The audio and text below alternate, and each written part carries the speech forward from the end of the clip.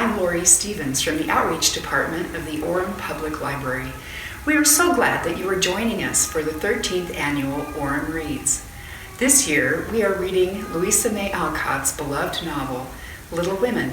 We hope you enjoy learning more about this great book and the incredible woman who authored it. For everything Orem Reads, please check out our website at oremreads.orem.org. Our Orem Reads events are part of the 22nd Annual Utah Humanities Book Festival. This annual free festival is the Utah Humanities gift to the community, allowing us to explore all sorts of ideas by interacting with great writers.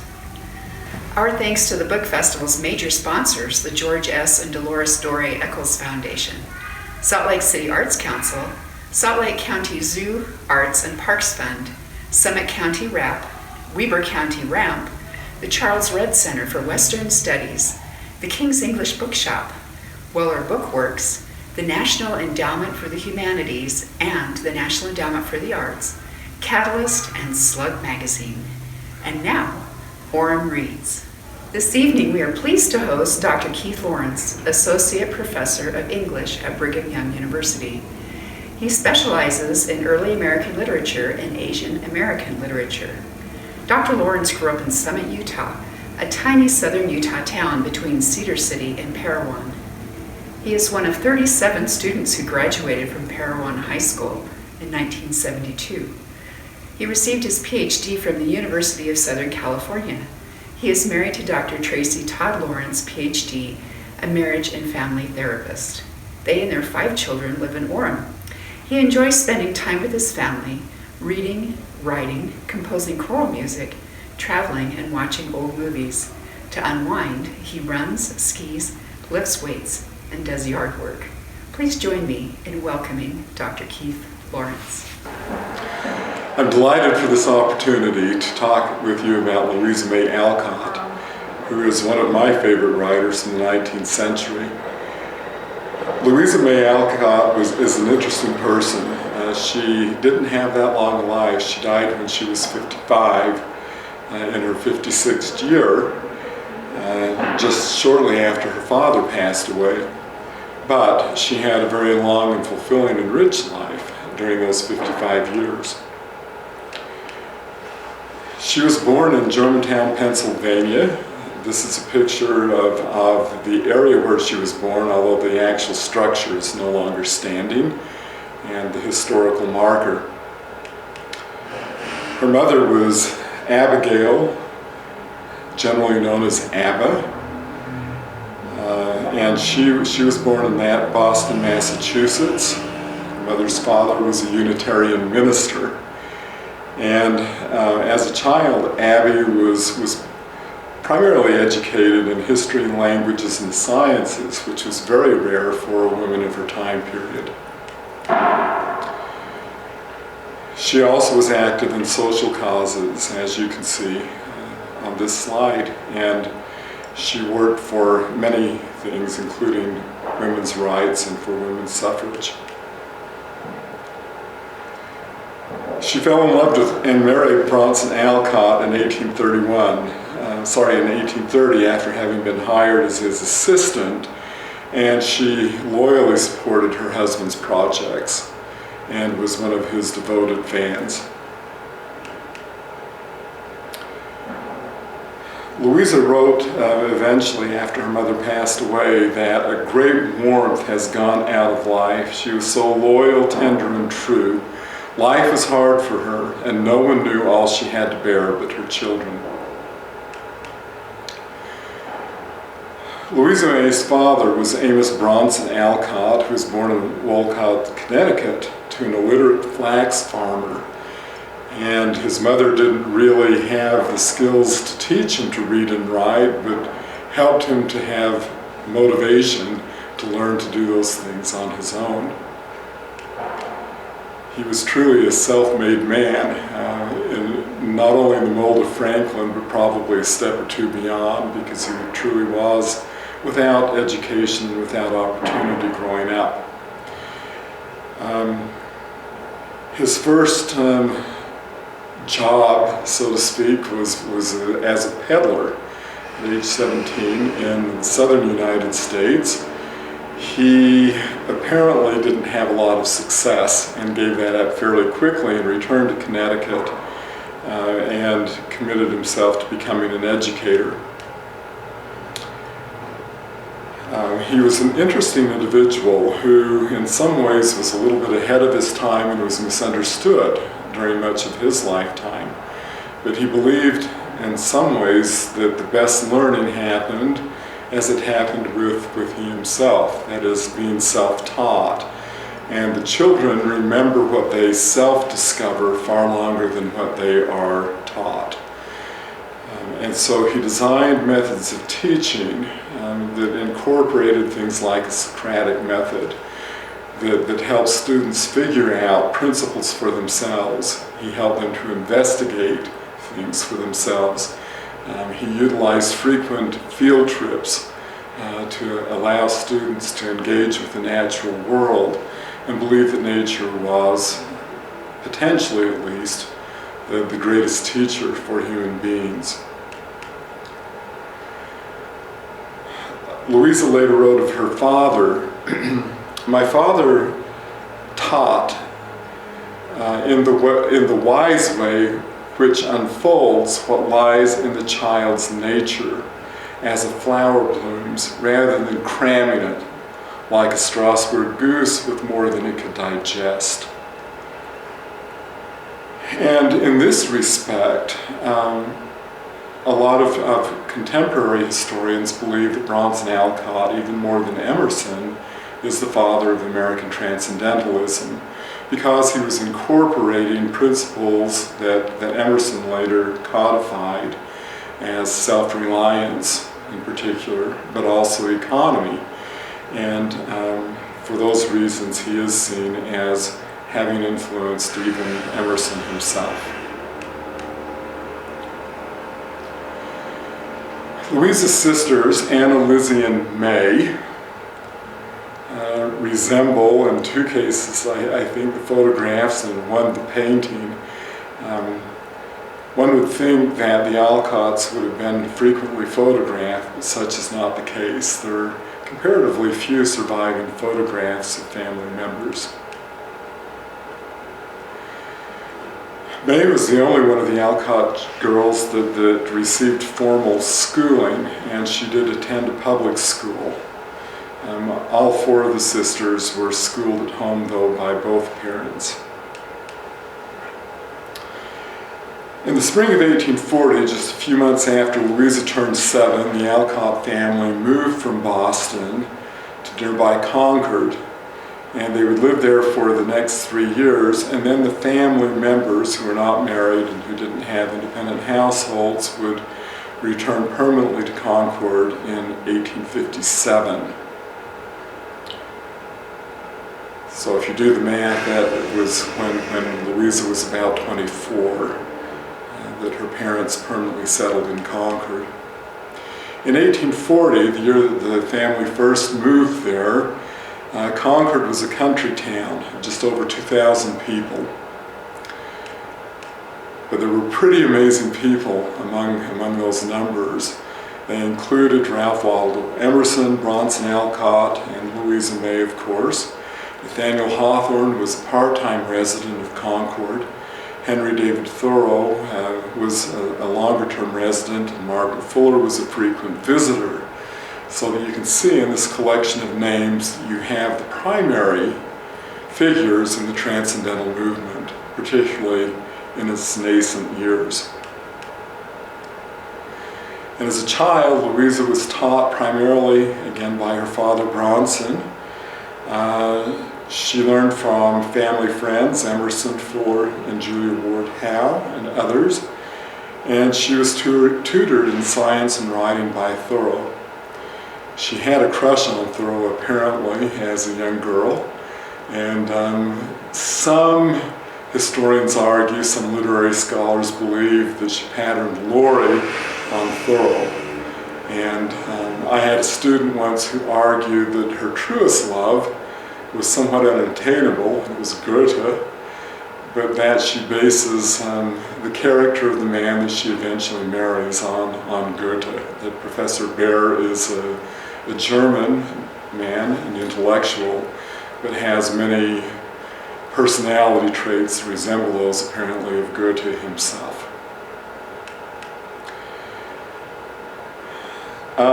So this was her childhood environment. It was a very rich intellectual environment, and it was one that she adapted to, but also that she embraced. It met needs of her soul and helped her to feel an enormous confidence as a young woman growing up, even though she, like her character Jo, sometimes regretted that she was not born male.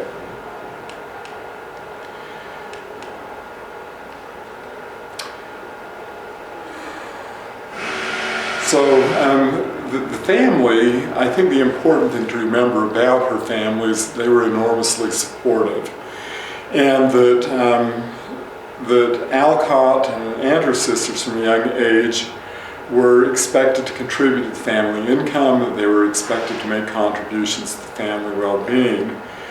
And so Louisa had experience working as a seamstress, she worked as a teacher, she worked as a governess. She also was a kind of hack writer. She dreamed from a very young age of becoming a writer. Initially, perhaps like Jo, she dreamed of becoming an actress, but there wasn't a huge future in that, besides which it was, even from her parents' perspectives, a disreputable career. And so in lieu of that, she did dream of becoming a writer. She wrote short stories and essays. She published books under the pseudonym that you see on this slide. Actually, the pseudonym on this slide, I apologize.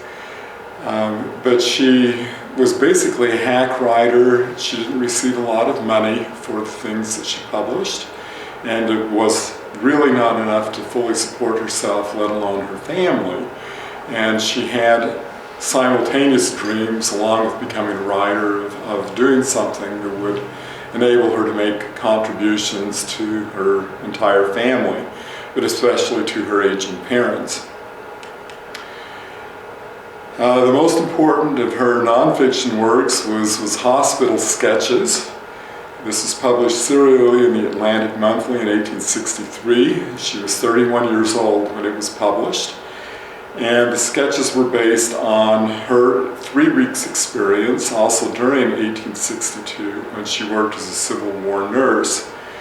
And the sketches evidenced her humanity, her sense of humor, her sensitivity to the young men that she served, and also her keen skills as an observer and as a listener. And you may be interested to look at the surgical kit at Orem Library as you think about Louisa May Alcott's experiences as a nurse.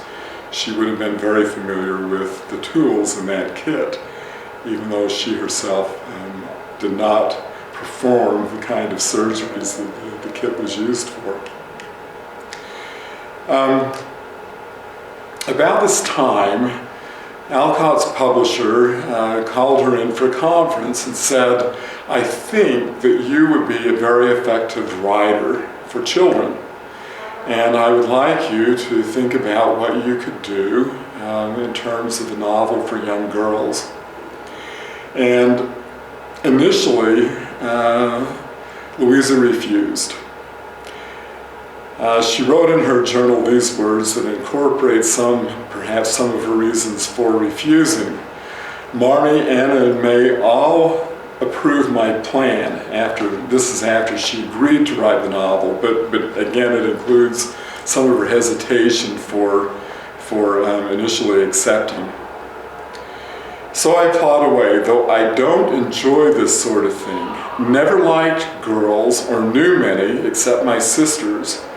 But our queer plays and experiences may prove interesting, though I doubt it." She imagined that in this case she needed to write from experience. she imagined that the experiences that she had would not be interesting to readers, and she also worried that if her primary audience was young girls, that she would have a hard time communicating with them because she had really only had her sisters as close female friends.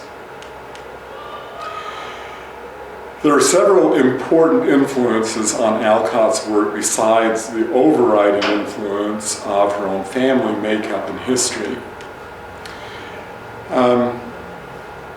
In writing the two-part novel about little women who then became little wives or good wives, Alcott was strongly influenced by her father's transcendentalism and by the transcendental philosophies of her literary Concord neighbors. She was influenced by Emerson and his concepts, particularly of self-reliance, and maybe even more especially of economy, that is, of simplifying one's life in ways that allowed one to focus on things that matter most and to understand what was most significant about life and its opportunities. She also looked to Thoreau and especially to Walden as she sought to make Emerson's abstract and sometimes difficult to understand philosophies real and workable and practicable for young readers. Most especially, however, I believe that she looked to Margaret Fuller, whose long and enormously influential essay, The Great Lawsuit, Man versus Men and Woman versus Women, which was published in 1843,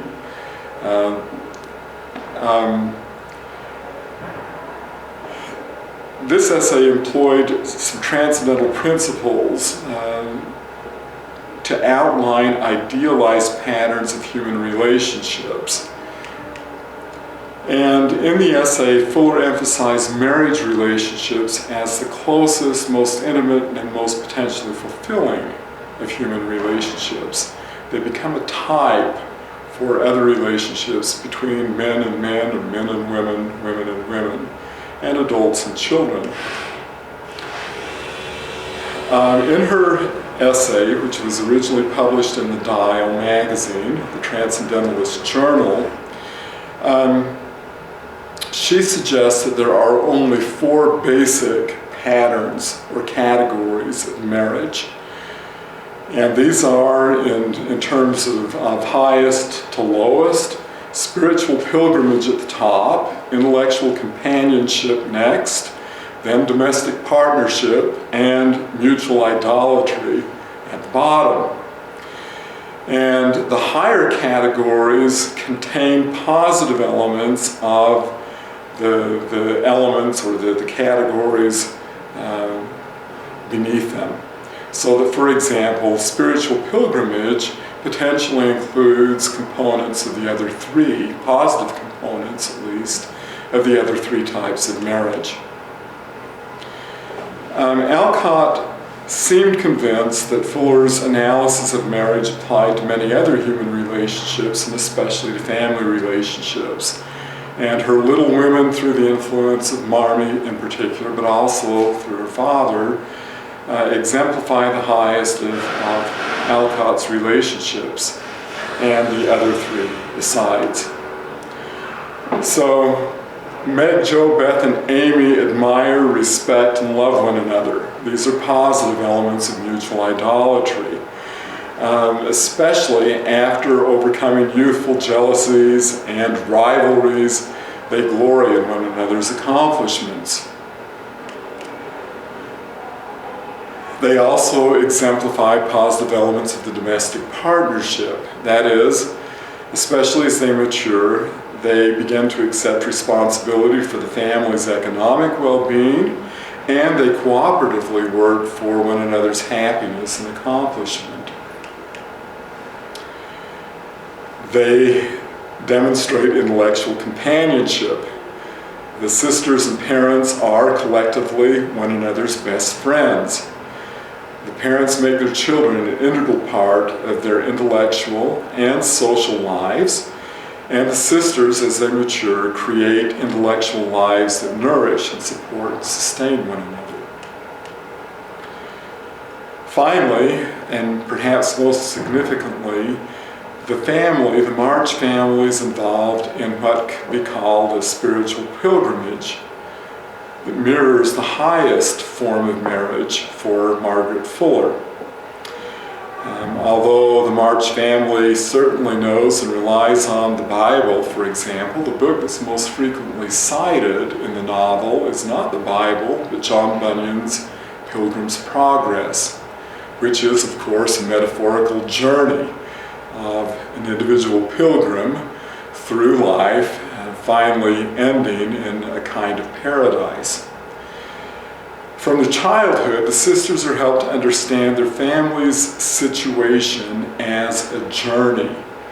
To use current vernacular, it's almost as if the family has a private mission statement that outlines what they want to accomplish and what they want to do. And their pilgrimage involves not only individual happiness and accomplishment, but collective accomplishment. And the argument is that they will have genuine joy and fulfillment only as a family, only as a unit. That it's not something that can be attained by individual members of the family.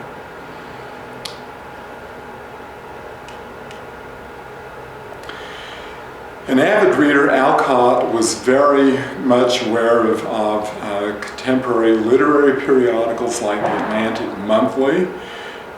I've mentioned that she published her first nonfiction article in the Atlantic, and she almost certainly would have read and would have been familiar with Rebecca Harding Davis's novella, Life in the Iron Mills, which was published in the Atlantic in 1861.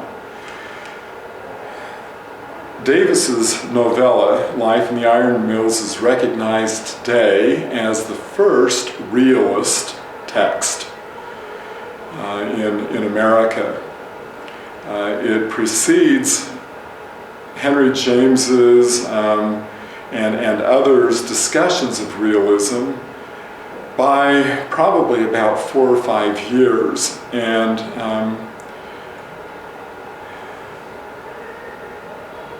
probably was not recognized at the time as a realistic text, but certainly has been subsequently. And its style, its ethics, its inherent morality are very similar to things that characterize Little Women. And so I'm relatively certain that Alcott knew this text and was influenced by it as she wrote Little Women. Little Women is very definitely a realist text. It's not a transcendental or romantic text, except in principle, but its form, its style, its concerns are real characters who speak real language and who are involved in real situations. That is, it highlights the things that are most important to American realism. So Alcott, with some of these principles in mind and with family history in tow, was able to complete a fairly quick draft of the first volume of Little Women, and she completed that in the summer of 1868, writing most of the manuscript in the Orchard House in Concord. And her publisher was delighted with the manuscript. He offered her up front the chance to receive a cash down payment for her novel, which was not a huge amount. It was more than she had received for any other book she had written, but she wisely chose to defer the down payment and take instead royalty payments on the number of copies that were sold, and that became her pattern for subsequent novels as well. And as a result of that decision, she ended up being very wealthy by the time she passed away.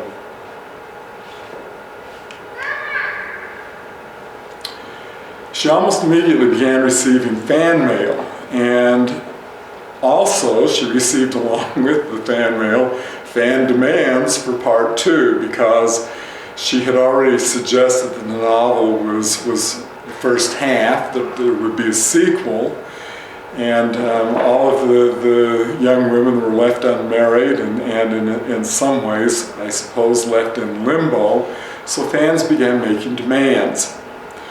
She recorded in her journal, "Girls write, ask who the little women will marry," as if that was the only end and aim of a woman's life. And she was disgusted by those demands and told her publisher that she would work her best to make sure that she disappointed as many of her fans as possible. She also declared that Jo's marriage to Laurie would not happen, as her fans were demanding, and she said she refused to even consider the notion.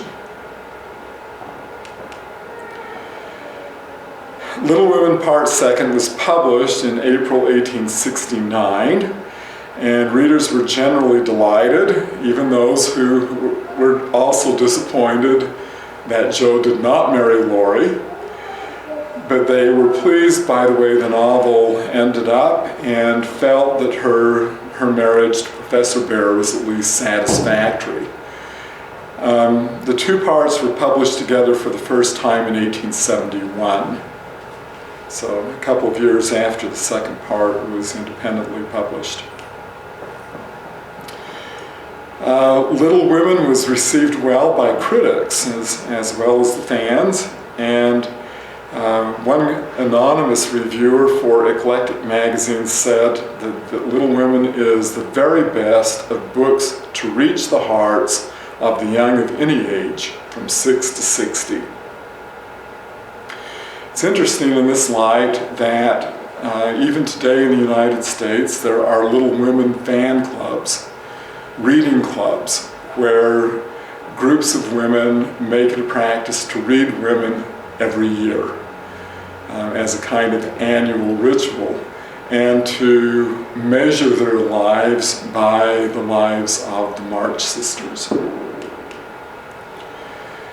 Regardless of other effects, meanings, or influences of Alcott's Little Women, the text single-handedly established the American novel for young readers, and these are the 3 important elements that it established. The focus is on average middle-class characters doing average things.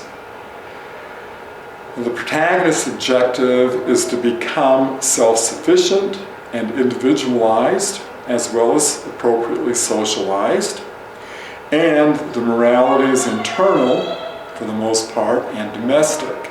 It's focused, it's not broad, it's very narrowly focused. And although the characters of Tom Sawyer and Huckleberry Finn are very different, the character of Jo March, for example, nevertheless it's hard to imagine that there would even be a Tom Sawyer or a Huckleberry Finn unless there had first been Little Women. Again, because of the realist focus of the novel and the realistic depictions of the characters, the language, and the situations in which the characters are involved. Her influence is extended far wider than just Twain. Just 1 year before Little Women, Lewis Carroll's Alice's Adventures in Wonderland had appeared, and although Alice in some ways is a typical little girl, the things that happen to her are not typical at all, nor is the tone typical of what happens after Little Women. Perhaps in part this is because Lewis Carroll is a male writing to a female audience, but his tone is enormously ironic to the point of being satirical. And Alice is both magnified and diminished as a character as a result. But the novel has very little to do with how little girls actually live or how little girls should actually conduct their lives. And it seems that Alcott was very much opposed to novels of that sort, and that if she was writing for children at all, she was going to do very different things than Carol had done. And as a result, a lot of the male traditions of children's novels are turned over by Alcott's accomplishment. Here are just a few examples of writers that she influenced. As the slide points out, Johanna Spyri's Heidi, Lucy Maud Montgomery's Anne of Green Gables, and later novels by British writers like Edith Nesbit and Enid Blyton all portray the lives of ordinary children, doing, again, ordinary things. Certainly, the children have struggles in those novels and challenges, but they're ordinary ones. They're not things like falling down a rabbit hole. They are believable, real-life experiences related to love, to death, and to other mortal concerns. Other writers that she influenced would include Alice Hagen Rice, Jean Stratton Porter, British-born but American citizen Frances Hodgson Burnett, and Eleanor H. Porter, Dorothy Canfield Fisher. She also had an influence on subsequent male writers, ranging from men like Booth Tarkington to perhaps apparently unlikely candidates like Jack London.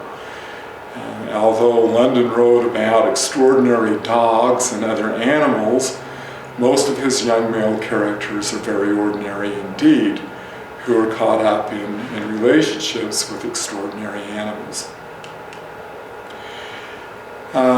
Besides Little Women Part 2, there were two separate sequels to Alcott's most famous novel. One was Little Men, Life at Plumfield with Joe's Boys, and the other, Joe's Boys and How They Turned Out. The success of these four novels, or three novels, if you count Little Women as it should be as a single novel, led to success with others, like An Old-Fashioned Girl, Eight Cousins, Rose in Bloom, and Under the Lilacs. In fact, virtually all of Alcott's major works from the time of Little Women forward, despite her initial hesitancy, were works for children, and she wrote comparatively few things for adults from that point on. She retained residences in both Concord and Boston. She continued to write until the year of her death. When Alcott's youngest sister May died in 1879, Alcott became legal guardian of her infant daughter Lulu, whose name was actually Louisa. And Alcott would care for Lulu for the next 8 years. Alcott was also a great favorite of her two nephews, Frederick Alcott Pratt and John Sewell Pratt, who were Anna's boys. During her later years, Alcott suffered from chronic health issues, including vertigo, muscle and joint pain, fatigue, and skin sores.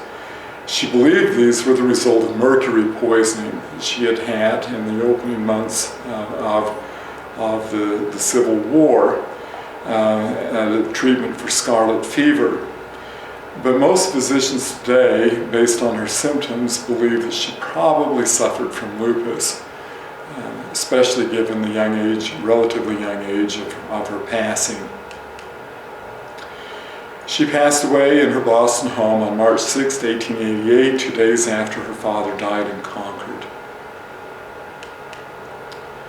And she is buried near her parents on Author's Ridge in Concord's Sleepy Hollow Cemetery. And these are some of the signs, her gravestone, as well as a sign that you will see as a visitor as you are directed toward her grave. And I thought I would conclude with just a couple of quotations from Alcott. If you look carefully, you will see here a quotation from Alcott as well as from her father.